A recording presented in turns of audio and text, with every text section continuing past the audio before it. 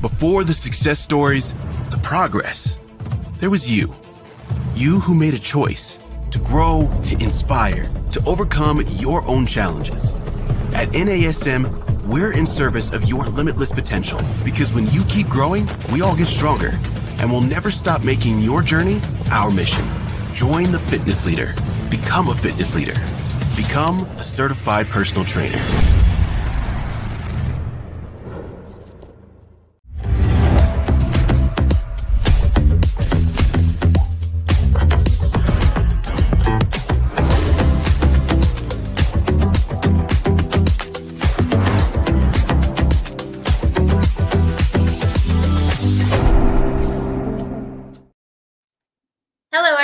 Welcome to this week's Master Instructor Roundtable. I am Wendy Batts here with my friend and co-host, Dr. Marty Miller. Marty, how are you?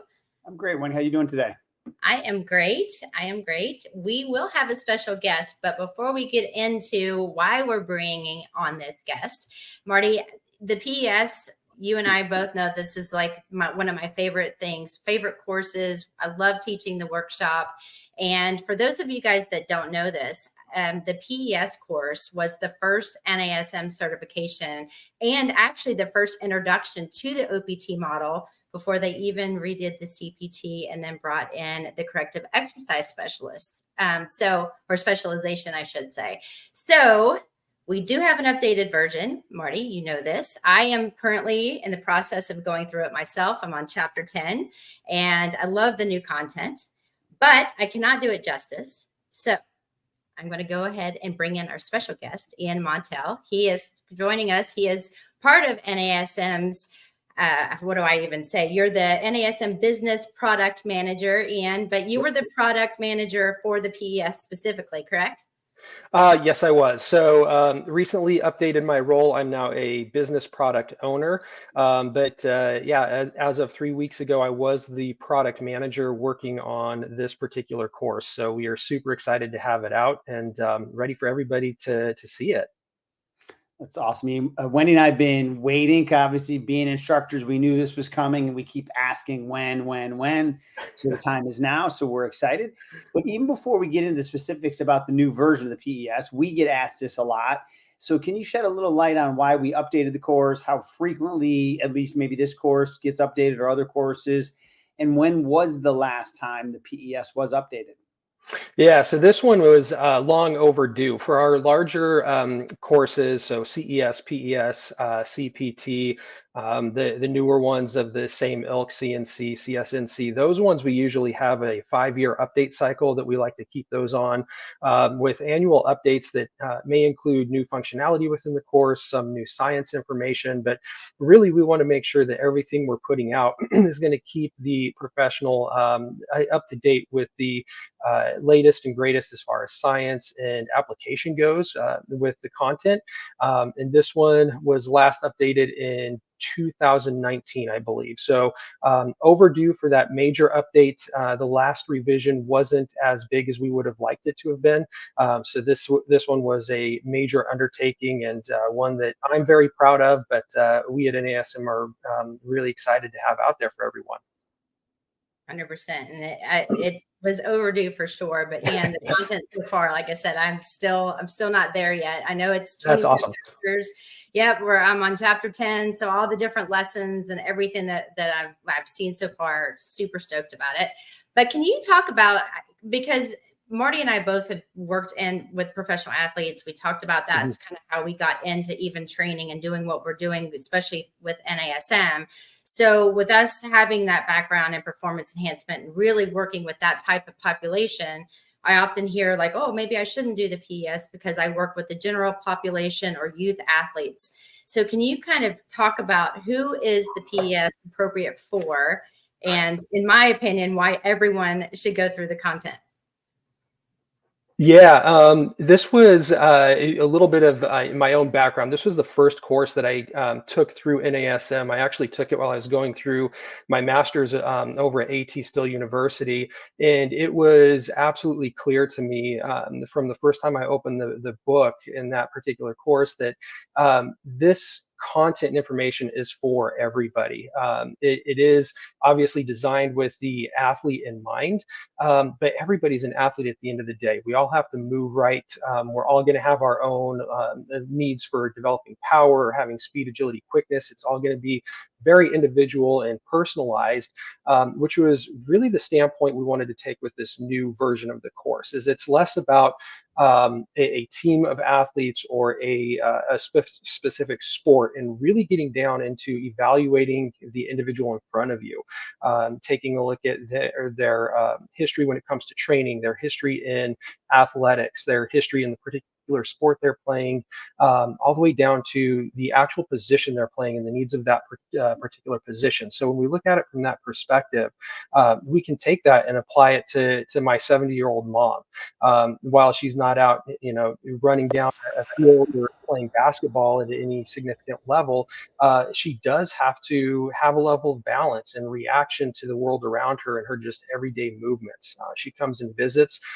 We've got a 4-year-old dog that's pretty active, and she has to move out of his way, make sure she doesn't trip on him, which does take a level of SAQ capabilities. So there is that application to the entire population, but at the end of the day, this course is designed for those who are working with athletes, but you can take these same principles to help get anybody to reach their peak performance levels, regardless of what they're looking to do in life, and regardless of really where they are at in their training age at that point in time. That's great information, Ian. We've said the same thing over and over throughout the years that we've done this podcast, that everybody's an athlete, that everyone needs to get to that level of power and train within the abilities that they can and earn some of that capacity of power. So can you share what the difference between the old and new PES course, and what aspects in particular got you excited when you were looking at this update?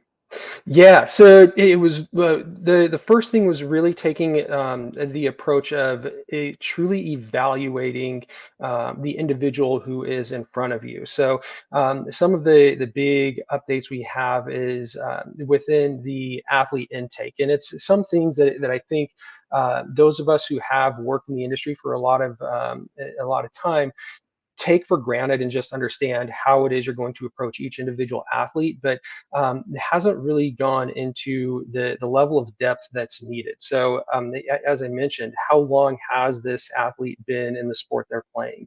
How active have they been in the gym at all? Do they have any previous training experience? And then we start to look at, okay, those more functional factors when it comes to athletics, their overhead squat assessments, the different movement assessments, their sports performance tests, and start evaluating them from that perspective. But when we're looking at developing a program for an athlete, we have to have all of that information in front of us. So for example, one of my daughter, she started high school swim this year, and it's been pretty interesting to watch. She's been swimming for the last 3 years, has some really refined strokes, and does a great job. And then there are some other kids who are on the team, and they've never been on a competitive swim team before. And so they have broken the different athletes up into 2 different groups, those who have the refined skills and those who don't. And they're adjusting all of their training programs specific to where they are at with their capabilities right now. It doesn't mean that they aren't pushing them in the right way, but they're looking at them at more than just, this is the entire team, this is how you're all going to approach it, this is how you're all going to be in the weight room, and really looking at the individual who's in front of them and designing the programs there with them.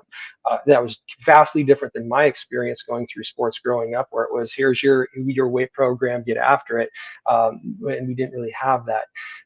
The big thing that ties into that, going back to something Wendy had mentioned, that has me really excited about this one as well, is a stronger focus on long-term athletic development and really what that youth athlete is. So when I was developing the idea for the new PES and where we wanted to take it, I had this concept in mind of never retiring. And so when we look at retirement for athletes, that's the point in time in which they quit playing sports or stop playing sports. Could be 6 years old. They never want to play a sport again. It could be your professional athlete who's finishing up 20 seasons in whatever sport they're playing, and they end up retiring. And I wanted to adopt this idea of not having that retirement. And so developing something beyond just sport with kids and getting them to the point of adopting a lifestyle of movement and fitness through sport. And my daughter, again, as an example, she's not super active, has never really been into sports, but has fallen in love with swimming. And that's something that she can carry through the rest of her life with her. And so we have adopted that as a family, and really hope that she takes to it and keeps it going for the rest of her life. But it's more than just getting to the next level, but really how do we build into them that feeling of just wanting to be active and fit for the long term. Perfect. And today on the Master Instructor Roundtable, myself, Wendy Batts, we're here with my co-host, Marty Miller. We have special guest, Montel, coming from NASM headquarters to tell us about the updated PES content and course. One thing I wanted to say, Ian, that so far in what I've read, I like the whole new concept of the mental aspect. That was one thing that I know is a huge separation of what we did not have in the first few versions. And then now, how do you work with that within our scope of practice, but then also develop the understanding of people get nervous and anxiety, and what do you do with that on competition day, or how do you prepare them to do some of the things that they were going to do in their sport, and then now diving into the assessment component and the stuff that we're more familiar with later on. I think that you guys did a phenomenal job of just bringing that to the forefront. Yeah, I appreciate that. There's so much great stuff with this update that there's a lot to look over with that. And that was one of those things. And one of the approaches we're taking with all of the development of our courses now is focusing a lot more on the rapport building and the coaching aspect. We can put together the best programs in the world, and we know that they're going to be impactful and get our clients or athletes to where we want them to be.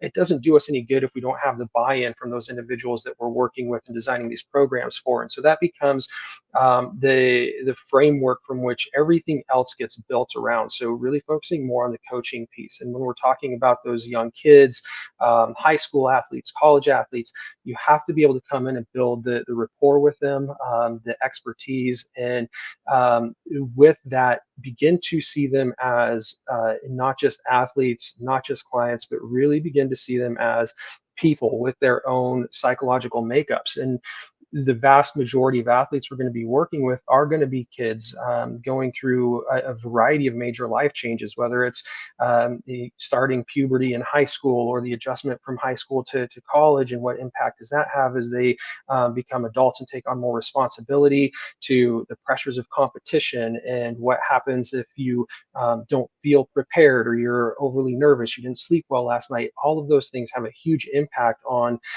your psychological state and your mental state within your ability to perform, and beyond that, just your ability to be a person and a human. So that was one other major piece that we wanted to be able to focus on, was being able to address those needs, but also understanding that it's not just up to the sports psychologist. It's not just up to somebody who has been assigned for that specific domain. We all have a responsibility for these athletes when we're working with them. So that's how we kick off the book, and really diving into the psychology of athletics and how we're going to coach and prepare these athletes to go out on the field and perform.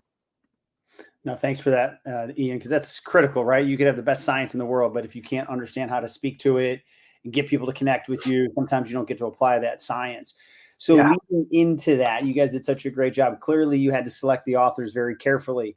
So can you talk about the authors, why they were chosen, and maybe, what the process is for something like that to get those greatest minds, to work on this new updated PES? Yeah, it's a great question, because there are so many fantastic minds out there when it comes to the courses we put together, this content, and what we want to be able to share with the professionals.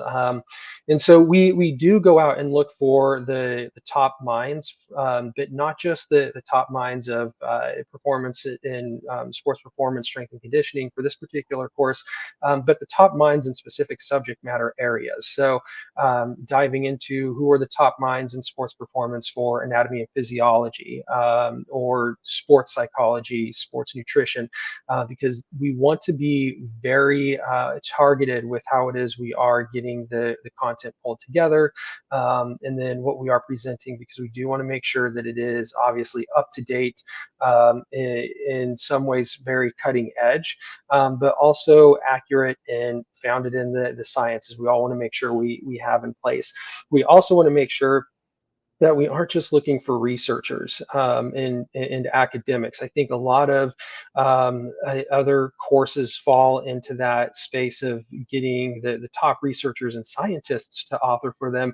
But we want to make sure that we don't just have authors and scientists, but that we are academics and scientists, but that we have practitioners. So those who have actually hit the highest levels of the industry, with how they're applying all of this information, because we want to bring that real world application so that our professionals can go straight to the industry and make an immediate impact.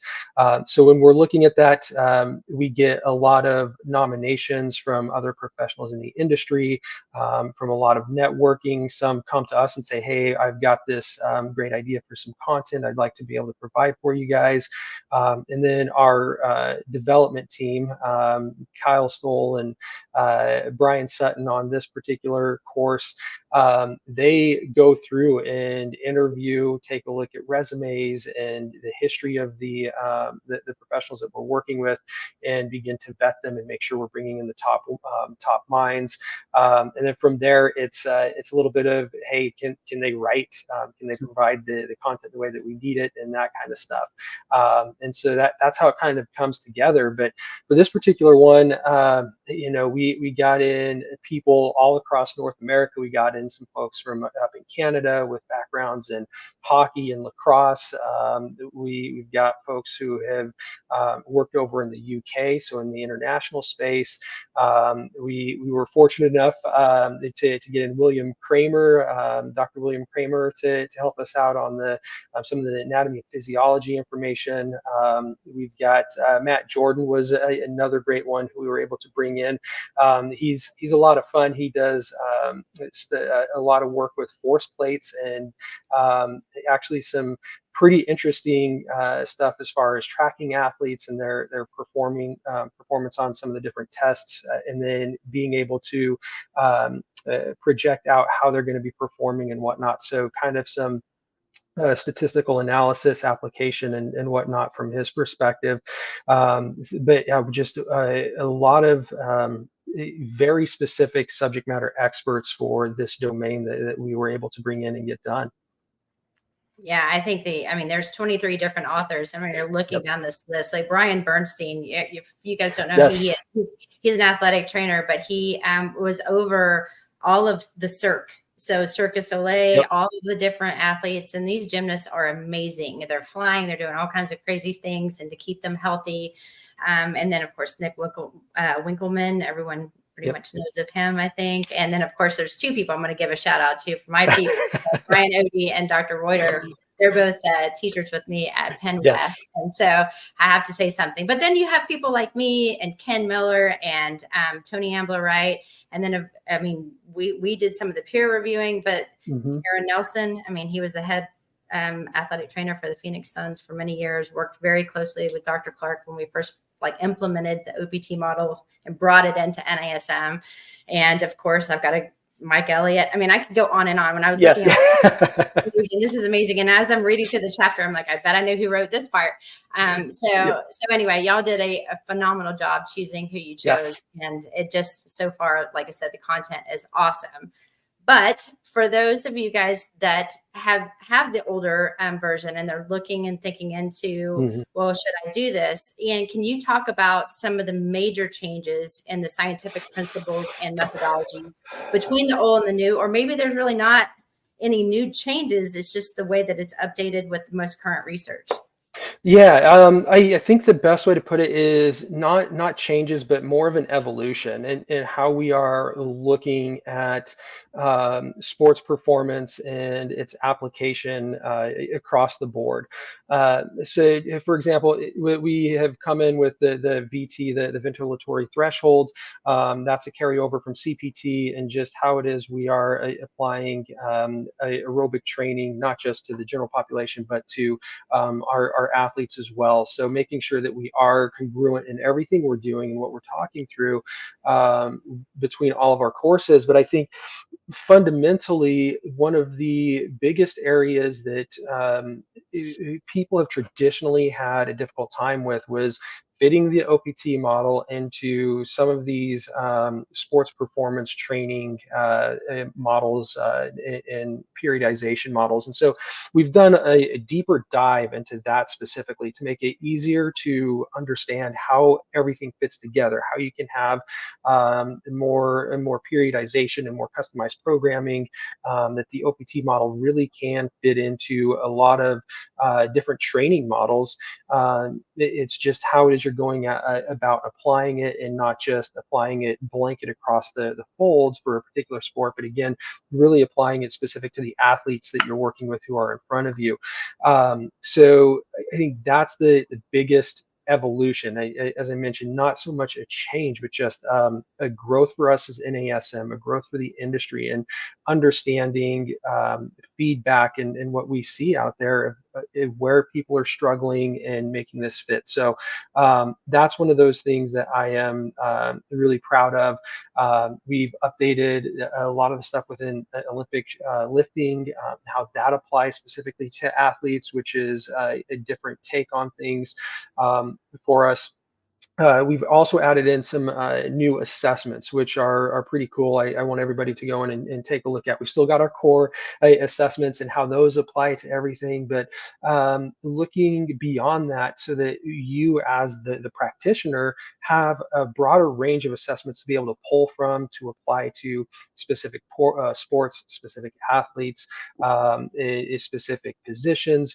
Again, just not that one size fits all a approach that we've tried to just grow up with and do better at as an ASM as a whole. It's something we've always been very focused on, but we're just taking another major step in that direction of making sure everything is easily applicable, and then very individualized for the person right in front of you. Ian, you kind of stole part of my next question, because I remember in the next update, we added the mobility assessments. So probably a lot. So can you just even give one or two new assessments that are in the updated PES? Yeah, so the ones that stick out are the asymmetry assessments. So a little bit more one leg assessments, how you're moving and balancing and stability on single leg movements and single leg movement patterns, which is pretty exciting. And then, as far as the actual sports performance tests, things like the beep test is a new addition for us on this one as well. But we're always looking at how can we get better at those and add more to your tool belt as a professional. Thank you. Yes. And I think Mike Elliott, this is going to blend into my next question for you, because there's a lot of digital going on. And right now, there's no textbook that's out yet. I'm going to say yet. I know it's coming. But if you think about the new technology and the digital resources that you guys have on the online component, when you were talking about these beep tests, for those of you guys that don't know this, I know that part, like there's a bunch of videos that show exactly how to do these assessments. And Mike Elliott, like I said, has been working with professional athletes his entire career. And so looking at this, and this is something that he's applied to his athletes specifically as well. So seeing it, if you're not sure how to do it, that's good. But can you talk about some of the other resources that are available? Yes, and you are right. There is a hard copy physical textbook in the works. It is on its way later this year, so definitely everybody be on the lookout for that. For those of us who enjoy having the physical library, I know that's an important thing. So we've got that coming up. But as far as those resources, a massive amount of videos, and that's one thing that we get a lot of feedback on, which is being able to have just more of those videos, discussion on that, so that people can see how to actually apply what it is that we are talking through. With that, we also have a ton of downloads and handouts, so that just about everything you're going to take your clients through or have them go through, you can download and share with them. So, for example, talking through like the Olympic lifting stuff, we have downloads that you can give to your clients and your athletes on what they need to be working through on those particular lifts, the different phases of the lifts, where the movements need to be, what they should be doing at each of their joints, so that it becomes something they can take home and study from, practice on. It's not simply you being a coach. So that's another pretty cool innovation. Or I guess not innovation, but addition to the course as a whole based upon feedback. The other piece is just our learning platform, which we are constantly putting new pieces of technology in looking at how we can advance it to make it more usable for you as professionals and learners, whether it's bookmarks, note-taking capabilities, search functionality. We are looking at how we can begin some deeper level of translations for it, to be able to offer it in a variety of different languages. So just all kinds of ways that we're looking to keep it easier to absorb the information, learn a little bit more, and stay at the forefront, keeping everybody up to date with things. The other big thing with it is with the way our courses are now, every time we have the opportunity to update something within the course, so add in a new piece of technology, add in some new videos, maybe some new content, we can do that directly into the platform. Oftentimes you may not even know, it's just something that's added in. Other times for some bigger pieces, we will let you know, hey, go back into the course, check this out. We've got some new videos, we've got some new biodigital models, whatever the case may be, to help improve your learning and interaction. So once you're in it, definitely stay in it, because we do provide those updates quite frequently. That's awesome. Thanks for that, Ian. And for those of you just joined the Master Instructor Roundtable with Marty Miller and co-host Wendy Batts, special guest Ian Montel, who's the business product owner of the PES. And we've just launched, NASM has just launched a new version. We're diving deep into the updates. So Ian, for my next question here, what I would ask is, how has the approach to program design and periodization changed in a new PES course? Because periodization and training and design is something Wendy and I get a lot of questions on. So this will be very helpful to our audience. Oh my gosh. It is, it's one of those things, program design, that is always controversial and a little bit of a difficult one to really get into. It really is an art, and I don't know how else to put that, but it's a deep knowledge of science, intuition, experience, and then just getting it all together and right at the same time. With this newest update, what we were going for was providing more insight into how you can really play with the OPT model and really make it that art form, and to have it be very adjustable to your needs. So you're going to go in and you are going to find a whole lot of major updates when it comes to the OPT model.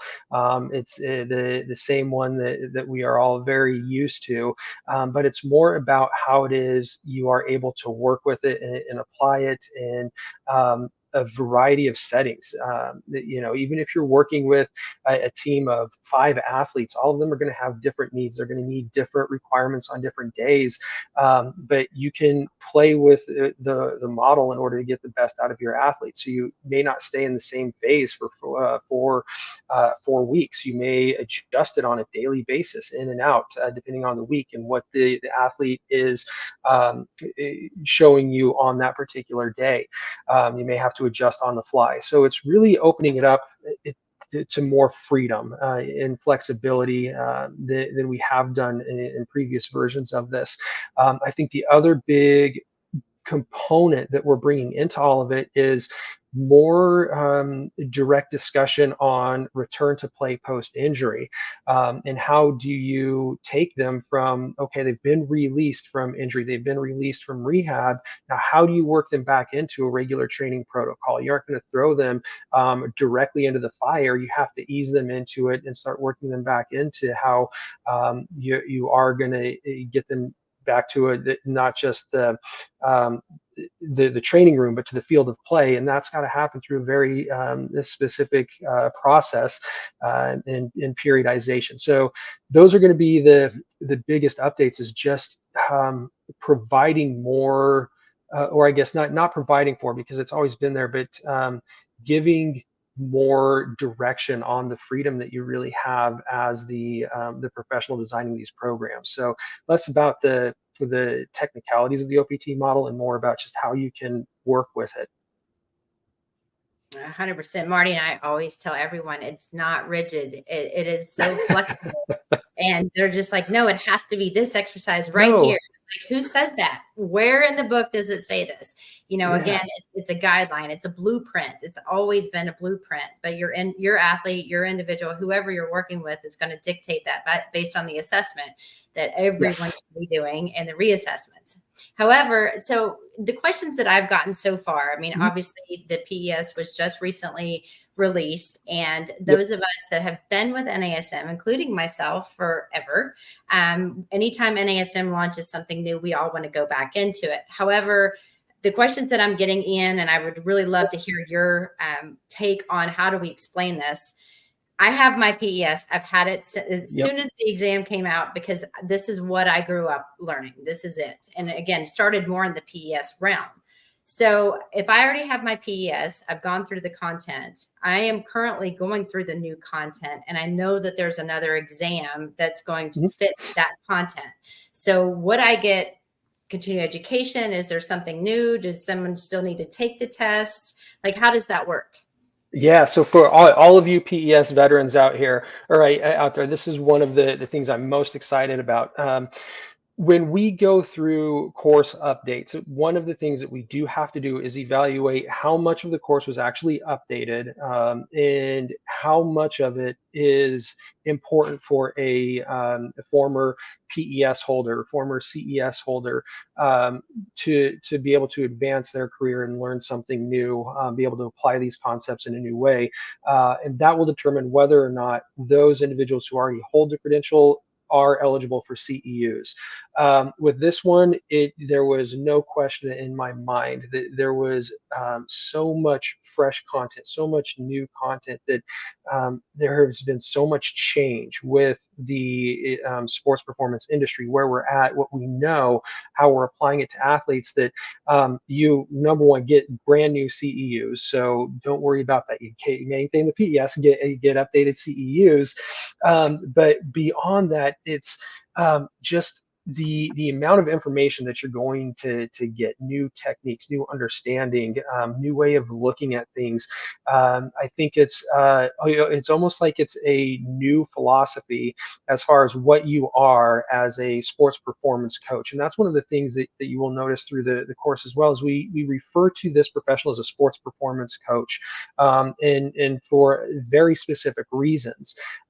You're more than just focused on strength and conditioning. You're more than a strength strength and conditioning coach. You're focused on the holistic realm of the athlete, psychologically, how you're taking them from a post-injury back to the field of play, how you're working with the entire sports performance team.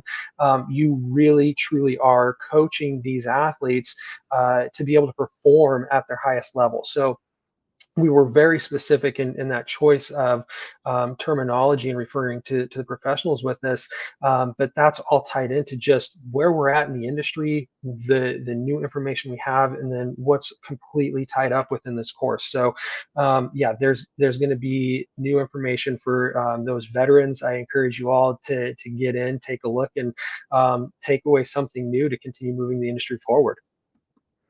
No, that's great, Ian. And, it never hurts to go back to content that you're even familiar with, let alone, as you said, and that's what I love about this industry. I've always talked to people about their CEUs is it's an investment, because I don't want to be in an industry where it's not evolving. So this is a perfect opportunity to refresh some of the tools that are still going to be the same, but also then add to your toolbox with what's been new and more relevant over the last 5 to 8 years. So in my last question, and I'm sure Wendy will have a follow-up or a final question here, is when we look at the PES in particular here, how has student and professional feedback influenced the changes that were incorporated into this updated version?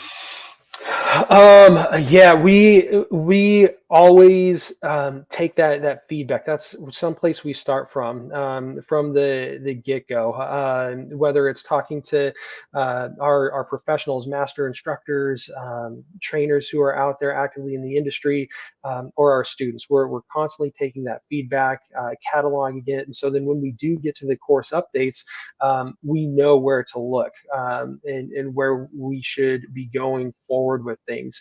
One of those pieces, I like to stay a little bit on the fringe of things, where what's fringe today is going to be common knowledge tomorrow. So we don't want to be so far ahead of things that we're out of over our skis a little bit, but we do want to make sure that we are continuing to move the industry forward. So when we start to get quite a bit of feedback on specific areas that we need to be looking into and evaluating, we're going to take a look, and we'll either build it into the next version of a PES course, or we'll develop a smaller course to increase your CEU value from there.